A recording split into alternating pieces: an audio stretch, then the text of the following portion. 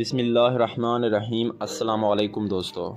ایک چھوٹے سے گاؤں میں علی نام کا ایک نوجوان لڑکا اپنی ماں کے ساتھ رہتا تھا۔ علی کے والد کا انتقال اس وقت ہو گیا تھا جب وہ بہت چھوٹا تھا۔ اس کی ماں زینب بی بی نے دن رات محنت کر کے علی کو پالا۔ غربت کے باوجود اس نے کبھی اپنے بیٹے کی تعلیم میں کمی نہیں آنے دی۔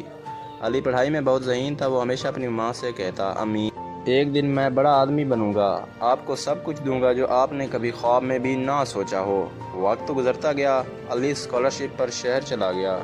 وہاں وہ ایک بڑی کمپنی میں نوکری کرنے لگا، لیکن کام کی مصروفیات میں ماں سے رابطہ کم ہوتا گیا۔ ماں ہر روز خط کا انتظار کرتی، لیکن علی اکثر مصروفیت کا بہانہ بنا کر خاموش رہتا۔ ایک دن علی کو گاؤں سے فون آیا۔ ماں بہت بیمار تھی۔ وہ فوراً نکلا اور گاؤں پہنچا۔ گھر کے کمرے میں داخل ہوا تو ماں بستر پر بے ہوش پڑی تھی۔ پاس ہی ایک خط رکھا تھا جس پر علی کا نام لکھا تھا۔ اس نے کانپتے ہاتھوں سے خط کھولا۔ میرے بیٹے علی، میں جانتی ہوں تو مصروف ہے، بڑا آدمی بن گیا ہے۔ میرا دل تو چاہتا ہے کہ روز تجھے دیکھوں، لیکن خوشی ہے کہ تو کامیاب ہوا۔ بس ایک خواہش ہے، جب میں نہ رہوں تو کبھی کبھی اس پرانے آم کے پیڑ کے نیچے آ کر بیٹھ جایا کر، جہاں ہم دونوں بیٹھ کر باتیں کیا کرتے تھے۔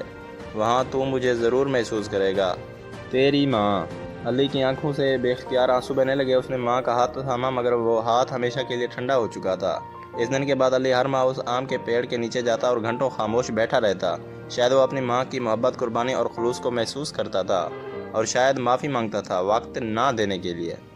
مزید ایسی کہانیوں کے لیے میرے چینل کو لازمی لائک اور سبسکرائب کریں، اور ساتھ میں دیے گئے گھنٹے کے نشان کو دبانا نہ بھولیں، اور کامنٹ میں بتائیں یہ کہانی آپ کو کیسی لگی۔ شکریہ دوستو۔